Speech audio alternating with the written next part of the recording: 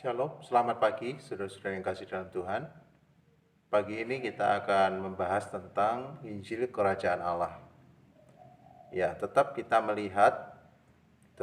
akan perhatikan peristiwa pasca kebangkitan Kristus. Saudara-saudara, setelah Yesus bangkit dari kematian, selama 40 hari Yesus bersama-sama dengan mereka, Yesus perlu meneguhkan juga menyampaikan tentang Injil Kerajaan Allah itu. Atau yang ditafsirkan di dalam Perjanjian Lama itu selalu kerajaan yang bersifat fisik. Jadi, jika Yesus adalah Mesias yang dijanjikan, yang datang, maka dia akan mendirikan suatu kerajaan yang besar yang akan memerintah ya dan menguasai bangsa-bangsa. Tetapi di sini Yesus perlu menyampaikan tentang makna daripada kerajaan Allah itu sendiri. Apakah kerajaan Allah itu? Kerajaan Allah itu Kristus sendiri sebetulnya.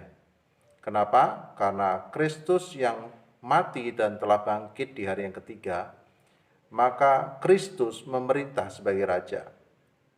Jadi saudara-saudara, itulah Injil Kerajaan Allah.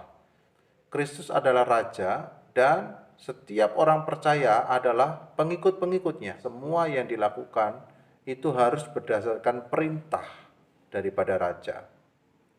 Nah, jadi saudara-saudara, itulah yang dikhotbahkan oleh Yohanes Pembaptis ketika dia berkhotbah dan mengatakan bertobatlah, kerajaan Allah sudah dekat. Yang dimaksud kerajaan Allah sudah dekat adalah Yesus sendiri yang akan mati dan akan bangkit di hari yang ketiga. Dan kemudian Yesus menjadi raja. Nah, sekarang secara aplikasi yang menyebut diri sebagai orang percaya, maka kita harus menjadikan Yesus itu sebagai raja dalam hidup kita. Jangan kita berpikir tentang kerajaan-kerajaan duniawi, tetapi bagaimana Kristus itu memerintah di dalam hatimu. Kristus memerintah di dalam pikiranmu. Bagaimana Kristus memerintah di dalam kehendakmu. Ya, kita ingat bahwa Yesus sudah mati, ya, menebus dosa-dosa kita. Dan ketika Yesus bangkit dari kematian, maka dia yang harus memerintah dalam hidup kita. Setiap kehendak kita, keinginan kita, kita harus memikirkan apakah ini betul-betul kehendak Allah. Apakah ini betul-betul kehendak Kristus. Sebab Kristus sekarang yang memerintah atas hidup kita. Sebagai orang-orang percaya, kita tidak berkata bahwa ini hidupku dan aku mau lakukan sesuai dengan keinginanku. Nah, saudara-saudara, jadi kalau kita perhatikan bahwa selama 40 hari Yesus bersama-sama muridnya, itu adalah untuk meneguhkan iman mereka, karena mereka harus meneruskan tugas pelayanan pemberitaan Injil Kerajaan ini. Ya, supaya mereka betul-betul memiliki semangat dan memiliki keberanian di dalam memberitakan Injil dengan paradigma, dengan pola pikir yang benar. Tidak lagi dengan pola pikir yang lama, di mana yang dimengerti kerajaan itu adalah bersifat fisik. Tetapi kerajaan itu adalah di dalam pribadi Yesus. Maka setiap orang yang percaya kepada Tuhan Yesus, itu berarti bahwa hidupnya adalah ditujukan dan diperuntukkan untuk Kristus. Sekarang saudara-saudara, ada banyak hal yang menjadi pertentangan buat kita. Tantangan kita sebetulnya yang paling berat itu adalah terhadap kehendak kita sendiri, keinginan kita sendiri. Begitu banyak kita mengambil alih posisi Tuhan yang memerintah itu. Kita lebih mengedepankan keinginan-keinginan kita. Kita seringkali memanipulasi dengan mengatasnamakan kehendak Allah. Tapi sebetulnya adalah kehendak kita sendiri.